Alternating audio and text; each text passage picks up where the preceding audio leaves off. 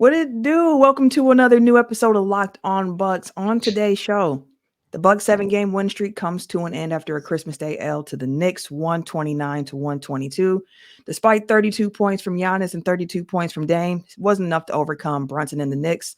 So what went differently for the Bucks in this matchup in comparison to what we saw against the Knicks on Saturday? All that and more coming up on today's episode of Locked On Bucks. You are Locked On Bucks, your daily Milwaukee Bucks podcast, part of the Locked On Podcast Network, your team every day. You are Locked On Bucks, part of the Locked On Podcast Network, your team every day. I'm Camille Davis. You can catch me weekly on the Technical File podcast, as well as Cheesehead TV's Carry the G and MKE. And to recap this Christmas Day game, we got a trio going on today. Joining me is Justin Garcia of the Bucks Radio Network, as well as Frank Madden, longtime voice of the pod and founder of BrewHoop.com. We all appreciate you tuning in, and thank you for making Locked On Bucks your first listen every single day. We are free and available wherever you get your podcast, as well as on YouTube. And today's episode is brought to you by Game Time. Download the Game Time app, create an account, and use the code LOCKEDONNBA for $20 off your first purchase. Now, Justin, the Bucks' fourth quarter comeback, the efforts came up short tonight. It seemed like throughout this game, every single time the Bucks were able to cut that lead down to 5-6 points, they just weren't able to get enough stops. And the Knicks lead would just balloon right back up to 10, 11 points or so. I'm sorry, did you say enough or any stops? I don't recall any of those. And this was kind of the inverse of Saturday, where the Bucks built up the lead. We saw the Knicks twice cut it in half, where I think it was around 16, and they cut it to 8 and 5 or so a couple of times, largely due to Jalen Brunson.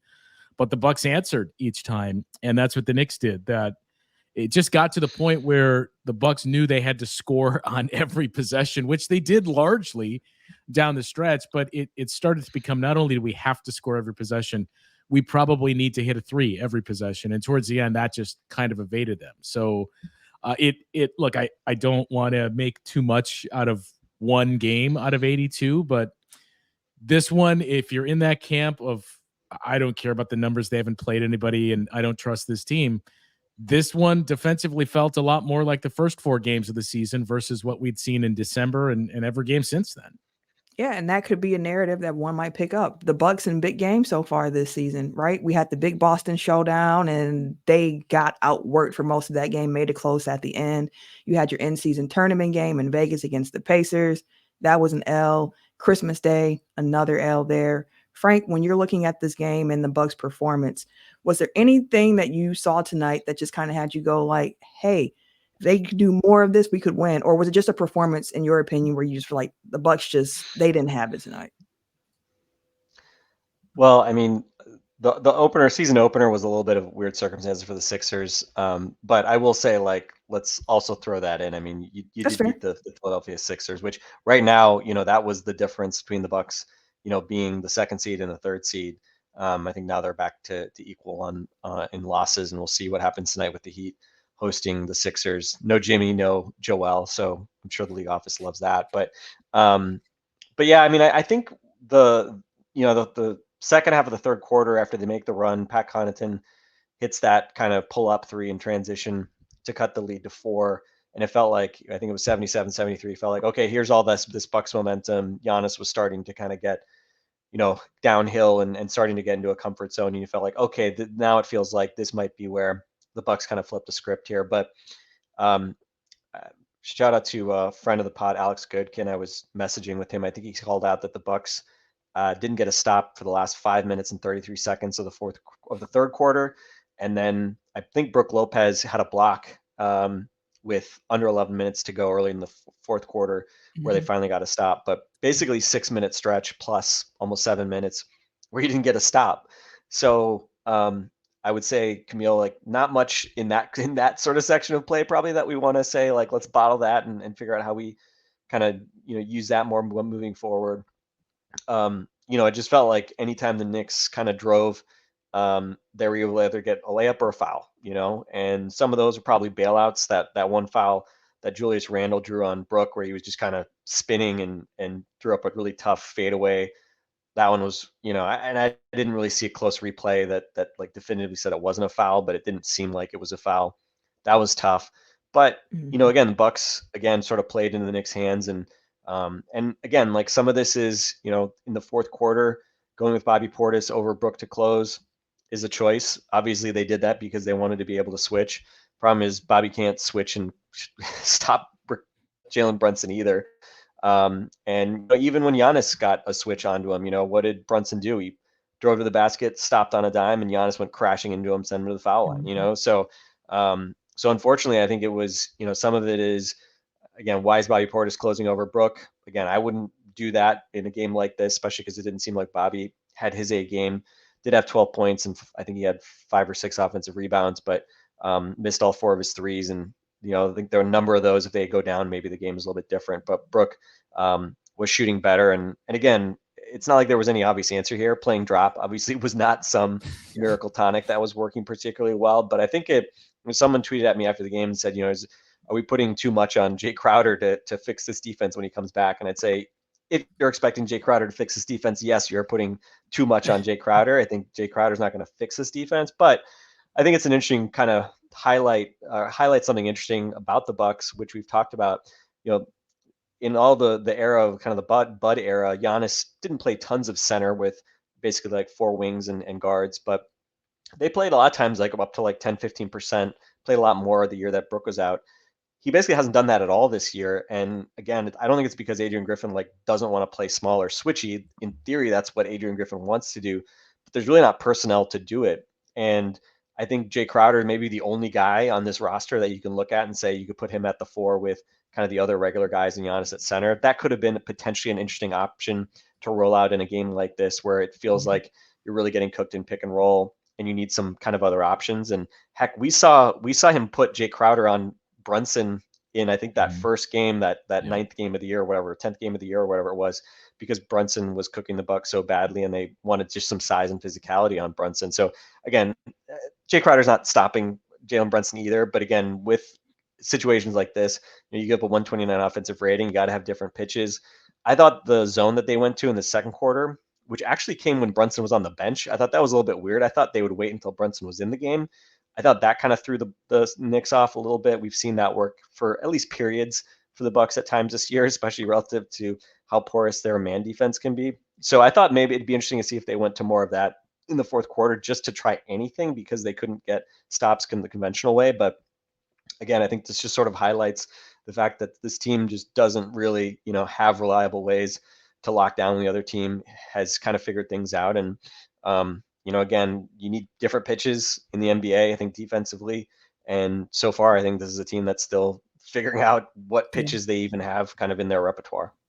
You mentioned that we saw Jay Crowder on Brunson earlier in the season. I thought it was interesting tonight that we saw Chris Middleton on Brunson, because it seemed like that same theory, like, let's throw some size at Brunson to see if this can slow him down. That didn't make much of a difference. Andre didn't make much of a difference. It just didn't seem to matter too much tonight who the Bucks put on Brunson, because he still cooked up, had that 38 tonight. But a difference in between this performance and last times we've seen the Knicks and Brunson, where Brunson has had good games against the Bucks consistently so far this season, but tonight he got some help. Yeah. He got some help tonight. RJ Barrett had more points in the first quarter tonight than he did in Saturday's entire matchup against the Bucks. Quickly had 20. Randall had 24. And then down the stretch, we saw just some interesting decisions, like the Bucks not choosing to foul after Middleton hit that floater to cut the lead down to 6 with like 35 seconds left. Don't foul for 17 seconds. And then next thing you know, like, they finally do foul to 18 seconds left. Randall makes both. And now you're down 8 points with 18 seconds left. And that's hard to get back from. Like, Justin, what did you think of the late game execution from the Bucks down the stretch as well? Yeah, it wasn't great. That one specifically, I mean, it felt like the game was over earlier than it was officially over, just because of what we spent the first part of the show talking about, in that the Bucks couldn't come up with stops. So it doesn't matter if you're scoring on the other end, you have to stop them sooner or later. So that possession in that sequence where you waited until 7 seconds left and Randall was out there on the perimeter at a vulnerable spot before fouling him, I mean, it was frustrating, but I don't really think it had all that large of an impact on the game. It was starting to feel like that Celtics game where the Bucks were out of it for large parts, if not all of the game. But then Damian Lillard just goes nuts, and you look up and you think, how is this a 2-possession game? Or how is this down to a 1-possession game at that point? So that's what I took from that their late game execution wasn't great, but I don't feel like they were totally in the game. I know the score would say they were, but again, you just have to come up with stops. And it felt like Brook Lopez was really under attack today, that you felt bad for him, that it seemed like every time he turned around, he was getting attacked and having to contest a shot. That I think it was a number of things that we could point to of guys just did not have good games. I think as much as we've heaped praise on Andre Jackson Jr., he was not very good today in his minutes on the defensive end. And it was just the point of attack where it wasn't just getting beat. It was how easy the Knicks made it look with scoring the ball. It was like you were playing somebody online in 2K. Absolutely. And I love playing NBA 2K. So that's definitely true. Looks like you're in random wreck or something like that. And you just like, it's easy buckets here. But to your point, just knew that was playing right into your wheelhouse. Oh, you know it. You're going to see the 2K clips on Twitter soon. Gave you that hoop to Camille for that one. Yeah. But to your point about just differences that we've seen, we don't want to overreact from a 1-game sample size at all. But this is the 4th time that the Bucks have seen the Knicks so far this season. We see them another time later on in the season in April. But I want to dig into some differences that we saw from this matchup in comparison to Saturday's game, as well as just other matchups against the Knicks, since we have that type of sample size. And I want to dig deeper into that right after this.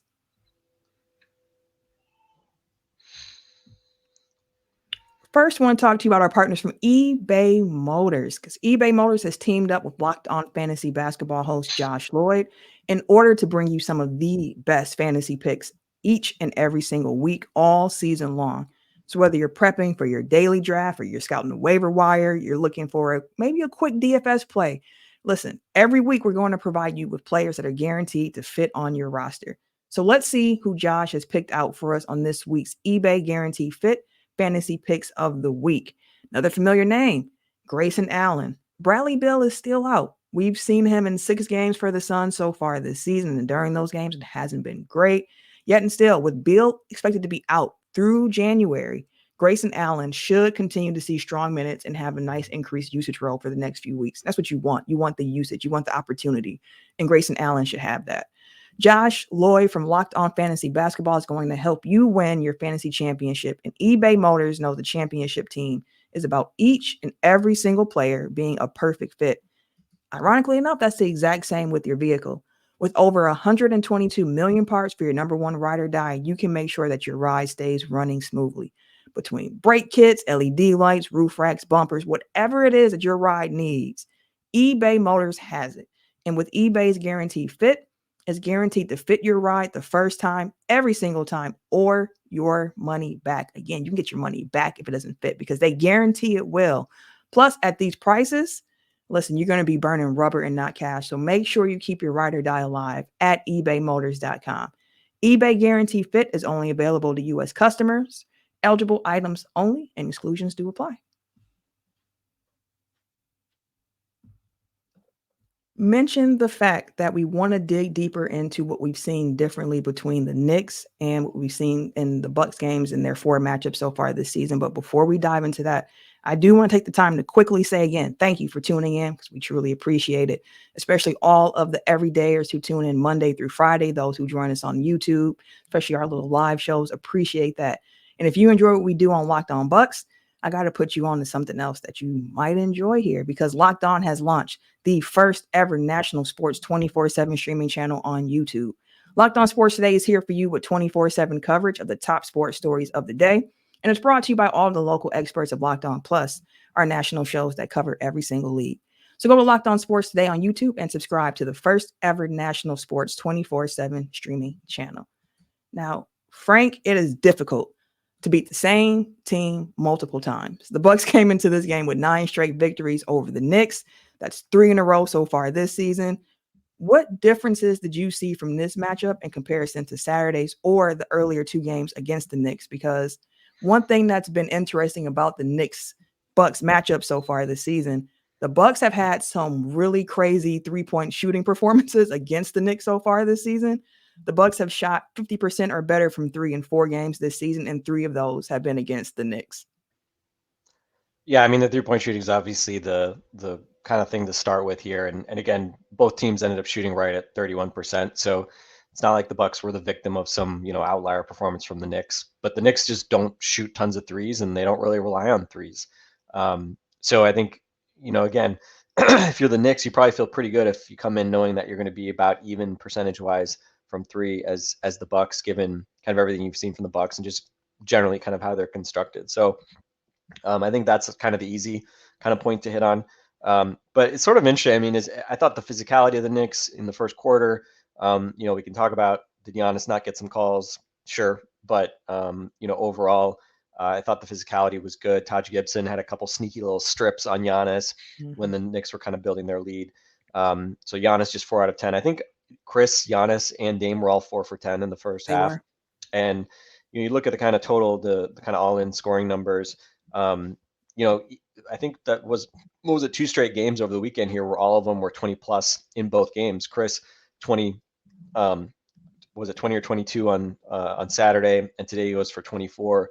So offensively, I mean, the end of the day, you were at a 124 offensive rating. You were better than your already juggernaut offense in a game against the Knicks, who they've dropped off a bit. They're now 14th in defense, but as much as the offense I think wasn't crisp and kind of felt like they were in mud a bit in that first half, at the end of the day, you scored enough points to win this game for sure. 122 and that really good offensive rating. So really it just comes down to the defense, I think. And, you look at some of the kind of the distribution of the numbers. There's not really a good story anywhere. I mean, I thought the transition story really favored the Bucks on Saturday. Today, Bucks did get out and were able to do some things in transition, but the Knicks were really good in transition. Definitely had a big advantage there, whether it was off steals, off rebounds. Maybe it wasn't quite as egregious as some of the like running off a make type stuff that we've seen, for instance, in like the Pacers games and things like that. But definite advantage for the Knicks there. And then they were better in half court as well. The points per play on the first shot, they had a clear advantage there, and the Bucks were more effective getting kind of those second chance points and finishing off offensive rebounds. But again, it's kind of hard to make a living winning games that way.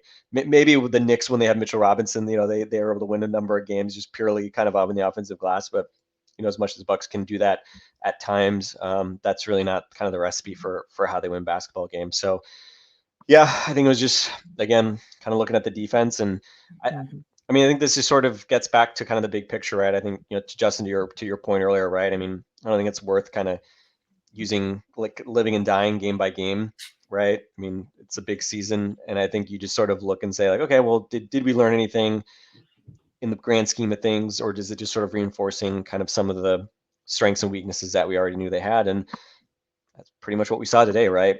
Yeah. Even for all the offense not being perfect, they scored a crap ton of points. Giannis struggled early, really started to figure out the game as it went on, ends up scoring an efficient 32. 13 rebounds, 6 assists, 3 stocks.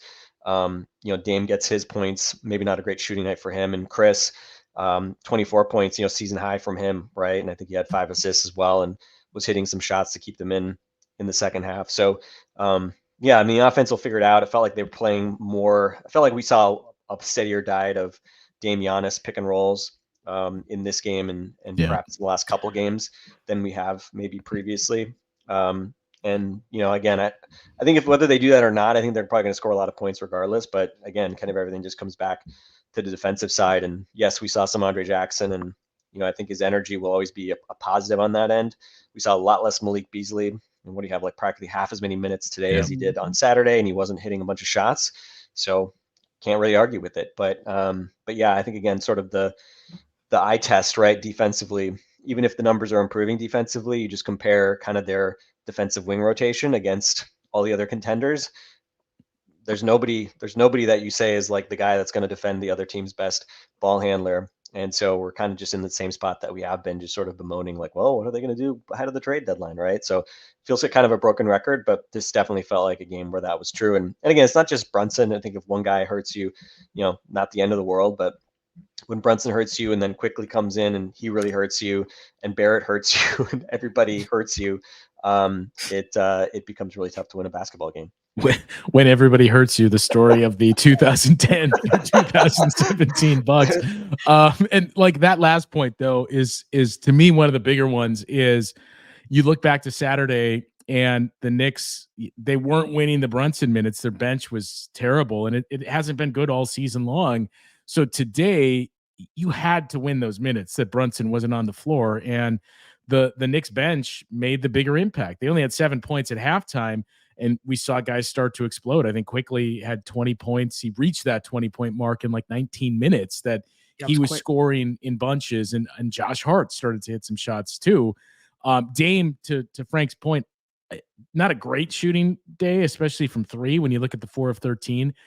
I think he started 0 of 5 though, so he was much better in those last few quarters and as the game went on. But I know every game is like this, but it really just seemed like the defense started to get away from them around midpoint of the first quarter, and that's where the game was lost. When you look at every other number here, I mean, the Knicks offense was unstoppable against this defense, but the way they closed the quarter to all of a sudden take that 9-point lead, every other quarter was even or close, that the Bucks were staying with them. It was just, you let go of the rope in that first quarter, and that proved to be the difference. It did, and the Knicks set the tone pretty early. They had a season high points in the paint tonight against the Milwaukee Bucks. They had 72. I think that's the third team this season to score 70 or more in the paint against the Bucks. As a Wisconsin sports fan, I'm tired of teams getting season highs and careers high against my teams. I just have to say that out loud. And Frank actually touched on something I want to dig deeper into as well, mentioning that Malik Beasley only played 19 minutes tonight. That was almost a season low outside of the 14 minutes that he played against Brooklyn earlier in the season. So I want to take a look at this. Like, could this be the start of a trend that we're seeing with Malik Beasley's minutes, or is this just a blip in the matrix for the rotation right now? I want to take a look at that coming up next.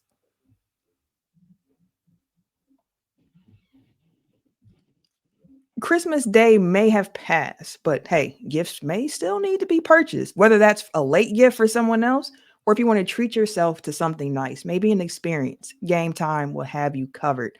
Using Game Time is the best way to find the best deals on the best seats for the hottest events. Game Time is the fast and easy way to buy tickets for all the sports, music, comedy, and theater events near you. Game Time is the only ticketing app that gives you complete peace of mind with your purchase. Plus, with Game Time, you can see the view from your seat before you buy, so you'll know exactly what to expect once you arrive in the venue. The all-in prices show your total up front, so you know you're getting a great deal without any hidden fees. Plus, you can buy tickets in seconds with 2 taps. Take all the guesswork out of buying tickets with Game Time.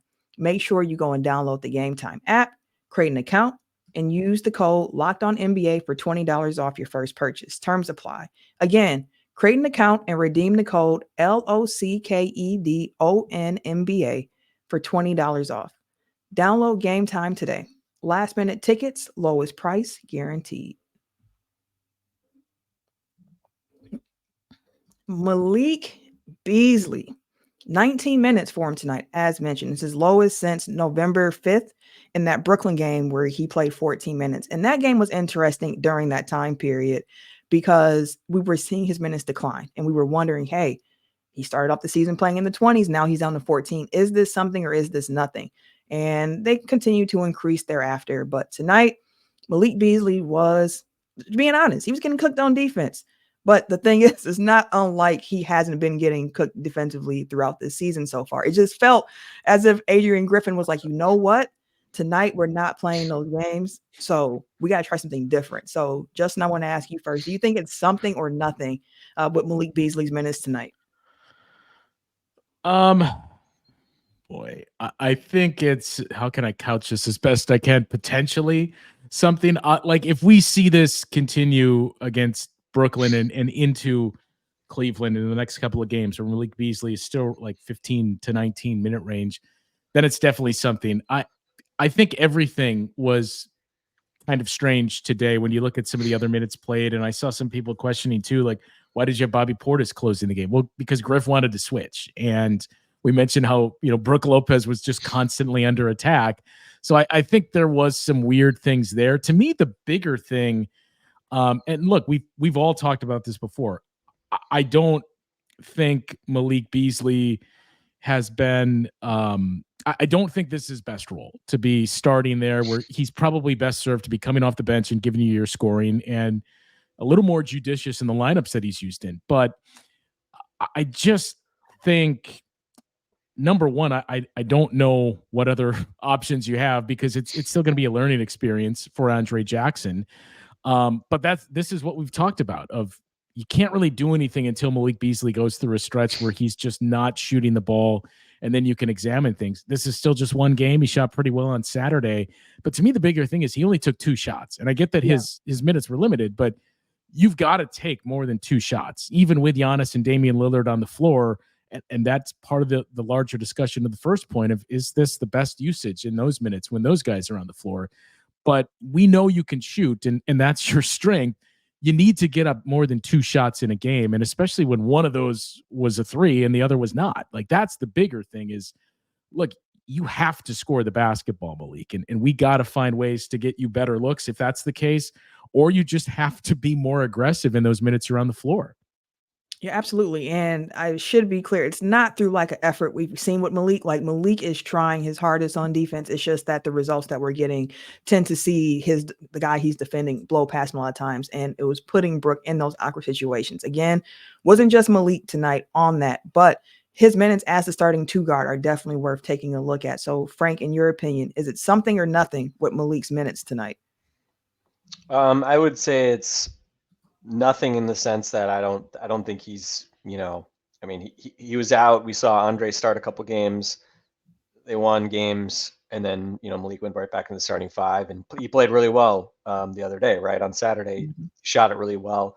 We got some of his wiggles after made 3-pointers. All was right in the world. And, the starting lineup, I mean, is like a +18 net rating this year, right? Like, the numbers are terrific. Even the defense has been good with that group overall. It doesn't really make sense to me why the defense would be so much better, other than the fact that you've got Giannis and Brook out there, and just the work that they do. But and there's really nothing kind of like the 3-pointers, own versus opponent 3-point numbers with that starting group are also like pretty much even. Like, there's nothing kind of like weird or outlierish about that. It's not like they're just getting really lucky with opponents missing 3s. So I think it's kind of this thing that I sort of continue to kind of go back and forth in my brain with, right? Like, if Andre Jackson was starting and that lineup had the net rating numbers that the current starters have, I think everybody would feel a lot better, because in theory it would be like, well, yeah, that they're good defensively because Andre takes the lead ball handler and he's got that athleticism and size and he bugs people. And it would just sort of like makes more like intuitive sense to us. Again, sort of like, how do you square the numbers with the eye test, and et cetera, et cetera. In this case, that group has been really effective, and we expect them to be awesome offensively, but the defense with that group, I think, has been better than you would expect. And it's really been a lot worse when you get in any sort of bench groups outside of that starting 5. So I don't know. It's just kind of one of these things I've been wrestling with. But again, my default I always come back to is, Denver, right? Yeah, Denver used to have questions about their defense, but at the end of the day, they have, KCP, Aaron Gordon, that they have out there playing high level defense to kind of, compensate for the fact that they don't have great defenders at other spots. Philly, yes, they have Tyrese Maxey, but every other guy that they have aside from Embiid and Maxey at this point are like versatile, like rangy defender type guys that they play. So, I think at this point, if you're thinking the Bucks are going to win a championship, it's on the all gas, no brakes hypothesis. Because look, every team tries harder in the last 5 minutes of basketball games. I don't think, I think their success defensively late in games, again, is that because they're like tapping into some innate ability they have, offensively, yes, but defensively, I think you look at it and you would still have major concerns around that group late in games, trying to close out, big playoff games, especially like in the playoffs, right? Like, people are going to attack weaknesses and exploit things that maybe they aren't as not interested, but they just don't go out of their way to do as much in the regular season. I guess the upside is, like we saw in that Dallas game when Luka and Kyrie, like, it was almost like they didn't even really try to do anything complicated, because it was just like, well, Damian Beasley, we both can take these dudes, so we'll just kind of go one-on-one. And maybe that's a good thing, right? Maybe just like, tricking it's a Jedi mind trick. It's the Jedi mind trick, right? It was like Joe Ingles. Remember when Joe Ingles would like find himself defending good players last year, and it would just be like, wait, what? Like, okay, I guess I'll just try to take Joe Ingles one-on-one. It's not really the way I want to live and die in playoff games defensively. So yeah, I mean, I just keep coming back to, I have a hard time banking on, Marjan / Ajax, like getting the rope and becoming the defensive stopper guys. A lockdown defender in the playoffs. Yeah. In the playoffs. Yeah. I think that's just a really tall order. It's not to ask. And so I think the question is just like, is there some move you can make that gives you that guy? Because again, that's everything it comes down to for me is just, is there a move for, again, a role playing defensive starting shooting guard? Basically, that's kind of what it comes down to. And whether the guy's a little bit bigger, a little bit smaller, I don't even know if I care that much, but just somebody out there that you feel like can force a guy, can really get over a screen and just not, lay out a red carpet in a pick and roll, or again, just give up the edge, like right when a guy's attacking. Because the other thing too is that, I said it before, like it's not just the kind of quote unquote bad defenders in a game like this, but I think back to the fourth quarter, like Giannis and Andre, like basically were trapping Brunson on the left side, and he just went around him.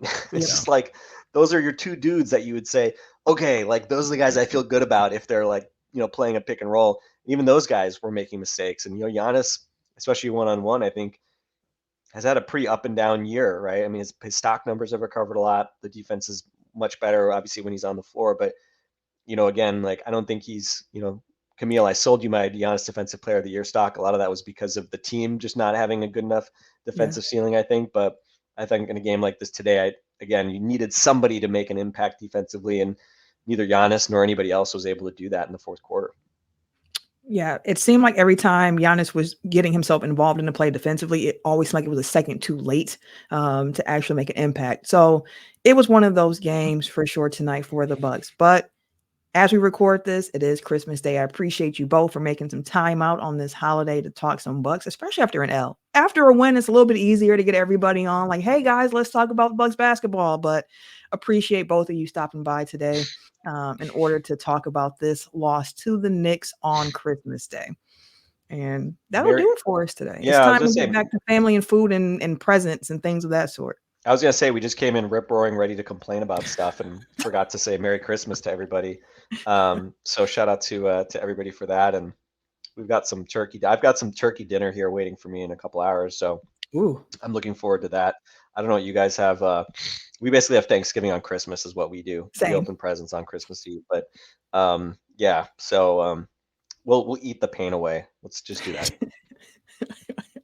Well, I hope that everybody has an enjoyable meal today, an enjoyable day. And again, thank you all for listening to us on this Christmas Day episode of Locked On Bucks. We're going to get out of here. Make sure that you go to Locked On Sports Today on YouTube and subscribe to that first ever national sports 24/7 streaming channel. Locked On Sports Today comes through with that 24/7 coverage of all the top sports stories of the day with all of our local experts from Locked On. So make sure that y'all go and check that out once you leave here today. For Frank, for Justin, and for myself, we're going to catch you all later. Thanks again, y'all. Merry Christmas.